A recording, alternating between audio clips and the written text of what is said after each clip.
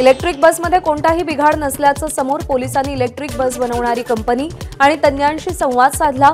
अपघातग्रस्त बसचा brake fail झाल्याचा दावा खोटा, पोलिसांची माहिती। कुर्ला अपघात प्रकरणी बेस्ट अधिकारी आणि कंत्राटदाराच्या चौकशीची शक्यता।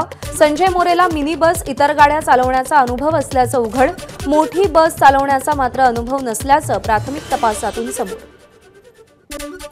मुंबईतील कुर्ल्यामध्ये बेस्ट बसची अनेकांना धडक, अपघातात 7 जणांचा मृत्यू, 48 जण गंभीर जखमी।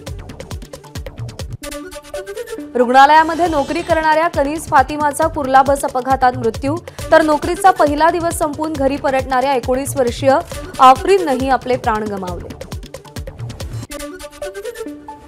कुर्ला अपघातातील मृतांच्या कुटुंबियांना मुख्यमंत्री सहाय्यता निधीतून 5 लाखांची मदत, तर जखमींच्या उपचाराचा खर्च मुंबई महापालिका आणि बेस्टनं करावा, मुख्यमंत्री देवेंद्र फडणवीसांचे आदेश।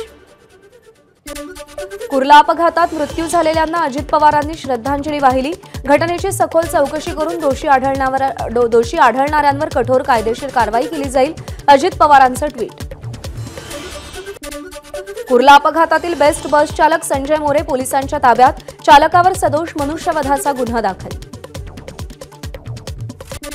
कुर्ला अपघातातील चालक संजय मोरे अवघ्या 10 दिवसांपासून इलेक्ट्रिक बस चालवत होता। तपासात उघड, अनुभव नसताना इलेक्ट्रिक बस चालवायला देणारे अधिकारी कोण, असा सवाल उपस्थित। कुर्ला अपघातातल्या दोषींवर कठोर कारवाई होईल, बावनकुळेंची माहिती। अर्धशिक्षित चालकाला बस चालवायला कोणी दिली, कोण अधिकारी, याची चौकशी केली जाईल, बावनकुळेंची प्रतिक्रिया। कुर्ला बेस्ट बस अपघात प्रकरणी मोठी माहिती समोर, आरोपीच्या वैद्यकीय तपासणीत त्यानं मद्यपान केलं नसल्याचं समोर, तर बसमध्ये कोणताही तांत्रिक बिघाड नसल्याचं देखील स्पष्ट। कुर्ला बस अपघात प्रकरणी आता कंडक्टरवरही सदोष मनुष्यवधाचा गुन्हा दाखल, कंडक्टर सिद्धार्थ मोरेही पोलिसांच्या ताब्यात। कुर्ला बस अपघातातील चालकाला अपघातानंतर जमावाची मारहाण, मारहाणीचा व्हिडिओ समोर। बांगलादेशातील हिंदू अत्याचाराविरोधात परळी बंदची हाक, आस्थापना बंद ठेवून व्यापाऱ्यांचा बंदला पाठिंबा, राणी लक्ष्मीबाई चौकात परळीकर निषेध नोंदवला। संभाजीनगरच्या जिल्हाधिकारी कार्यालयासमोरच हिंदू बचाव लक्षवेधी आंदोलन, तर प्रक्षोभक भाषणं करू नयेत म्हणून रामगिरी महाराजांना पोलिसांची नोटीस।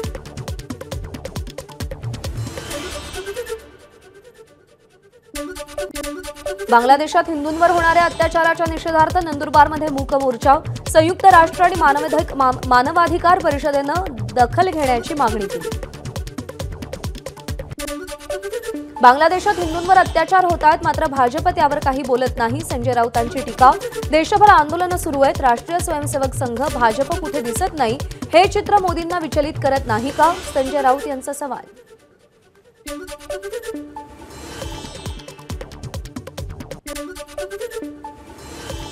भाजप आणि महाविकास आघाडीचे नेते आज मार्कडवाडीत, संपूर्ण गावात नेत्यांच्या स्वागताचे बॅनर्स लागले। मार्कडवाडीमध्ये भाजप आमदार गोपीचंद पडळकर आणि सदाभाऊ खोत यांची आज जाहीर सभा, सभेमधून संविधानाचा जागर करण्याचा संदेश। मार्कडवाडीमध्ये आज पडळकर, खोत आणि नाना पटोले जाणार असल्यानं गावात तणाव वाढण्याची शक्यता। पडळकर ईव्हीएम विरोधात पसरवल्या जाणाऱ्या फेक नरेटिव्हला उत्तर देणार।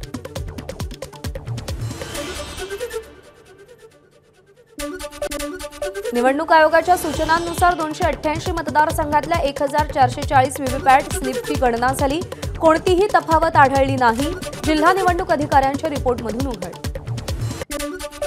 दिल्लीमध्ये शरद पवारांच्या घरी आज रात्री महत्त्वपूर्ण बैठक, ईव्हीएम संदर्भात चर्चा होणार, अरविंद केजरीवाल आणि अभिषेक मनु सिंघवींच्या उपस्थितीमध्ये बैठकीचं आयोजन, सूत्रांची माहिती।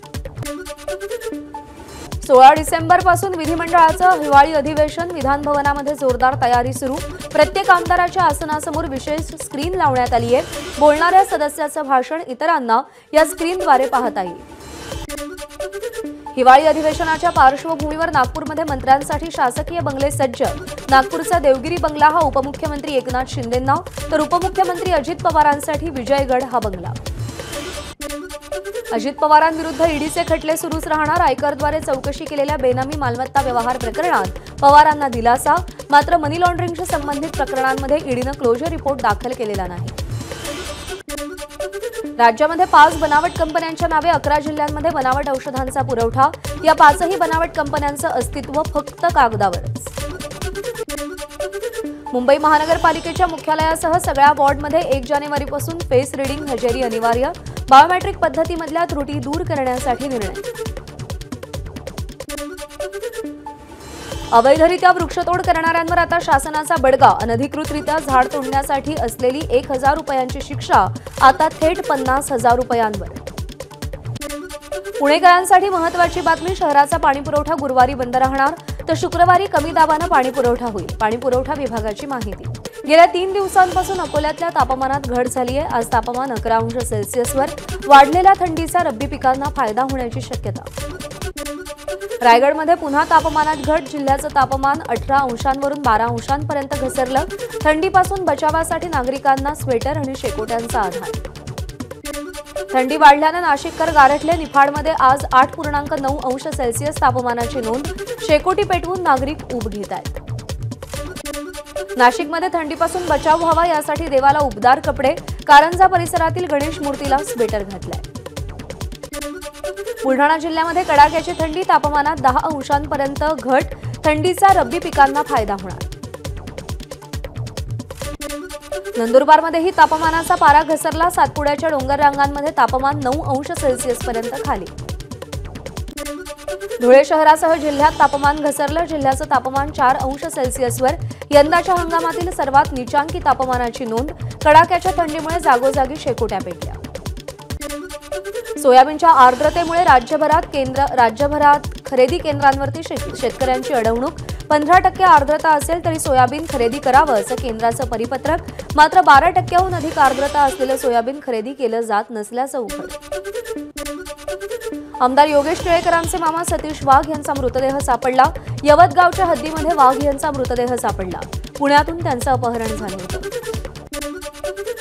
बाबा सिद्दीकी हत्येची जबाबदारी स्वीकारणाऱ्या फेसबुक पोस्टची माहिती पोलिसांच्या हाती। अकाउंट डिलीट झाल्यानं पोस्ट करणाऱ्याचं लोकेशन शोधण्यात अडचण। दुचाकीचा धक्का लागल्याच्या कारणावरून 2 गटात राडा। छत्रपती संभाजीनगरच्या कैलासनगरमधली घटना। यावेळी तरुणांनी केलेल्या चाकू हल्ल्यात 1 जण गंभीर जखमी। जिन्सी पोलीस ठाण्यात गुन्हा दाखल। मधमाशांच्या हल्ल्यात वृद्ध महिलेचा मृत्यू। शेतात काम करताना मधमाशांनी हल्ला केला।